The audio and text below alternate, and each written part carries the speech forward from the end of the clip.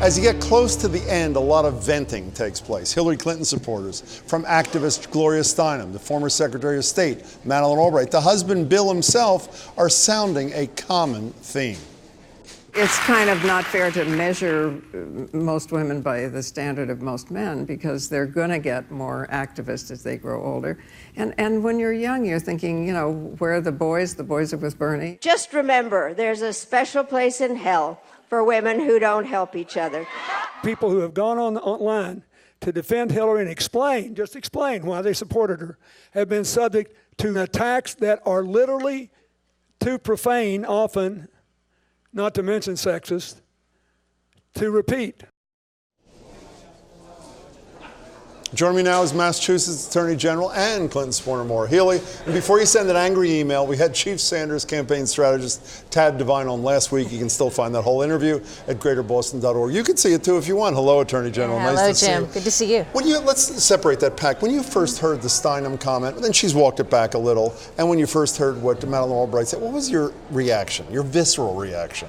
Well, look, my visceral reaction was Gloria Steinem, Madeleine Albright, these are women I admire. They have long advocated for human rights, for women's rights, and they're entitled to their opinion and their statement. This is personal for a lot of people, and for women who have fought generation after generation to advance civil rights and gender equality, it's personal.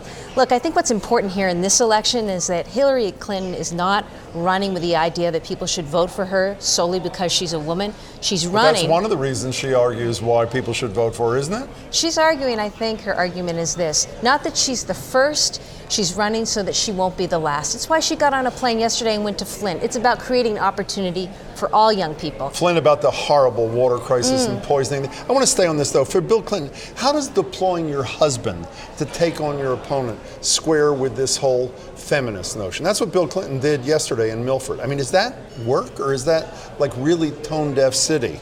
No, I think you see people running for office who use spouses or partners all the time out there as surrogates for them on the stump, because the fact of the matter is you can't be in all the places you want to be. So that, to me, seems typical. And let's face it, Bill Clinton is a popular figure here in New Hampshire.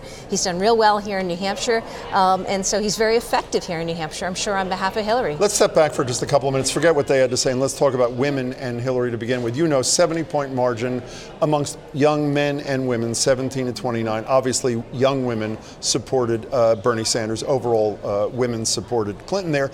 In the most recent WMUR poll in New Hampshire, Bernie Sanders has an 8-point lead amongst all women in this primary. Why? Why is Hillary Clinton losing amongst women in New Hampshire? Well, I will leave it to pundits and experts to Sort explain of that. Too. But I'll offer you a view.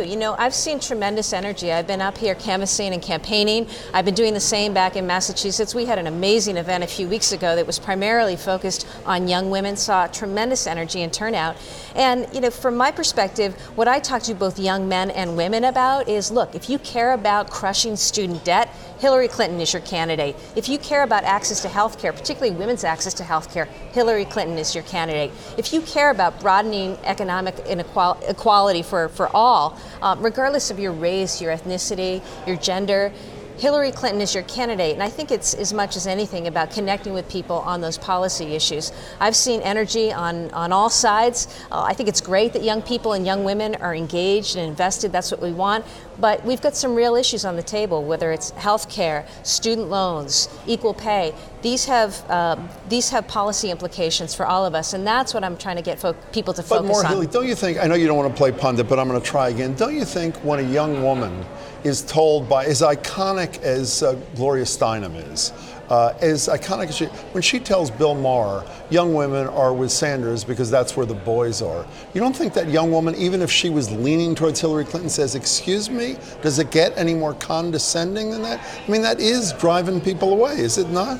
I think young women I know can make up their own minds and think for themselves, and that's what they're going to do in this race. That's what they're going to do in this election, young men and young women. And it's great to see so many people involved and engaged. It's great to see more young people out. We need them to be out and invested in the. Don't you?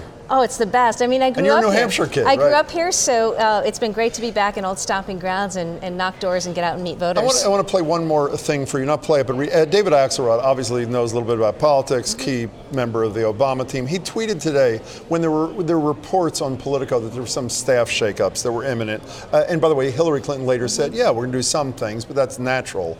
This is Axelrod. When the exact same problems crop up in separate campaigns, he means 2 cycles with her, with different staff, at what point do the principals say, hey, maybe it's us? How do you, us meaning the Clintons, how do you respond to that?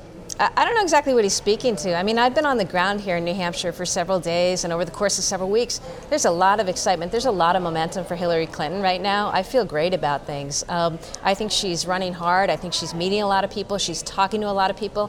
I was with her last week at my high school in New Hampshire. I was again out on the streets in Exeter on Saturday, and I think she's been really clear about talking to people and taking the campaign to the people, listening to people, and I think she's going to have a great night tomorrow night. Okay, January 20th, it's President Hillary Clinton. She puts her hand on the Bible. On the 21st, she calls you on the phone and says, want to be my Attorney General? What do you say? What's so funny? What do you say? That's a ridiculous question, but I'll tell you what, Jim, I firmly believe that not only will Hillary be our next president, but she should be. She's the most qualified, the most experienced, and we need her right now. More so Hillary. I'm delighted to be here supporting her. Knock on those doors. Hey, Great to we'll see do you. that. Thanks a lot, Attorney General Jim. of the Commonwealth.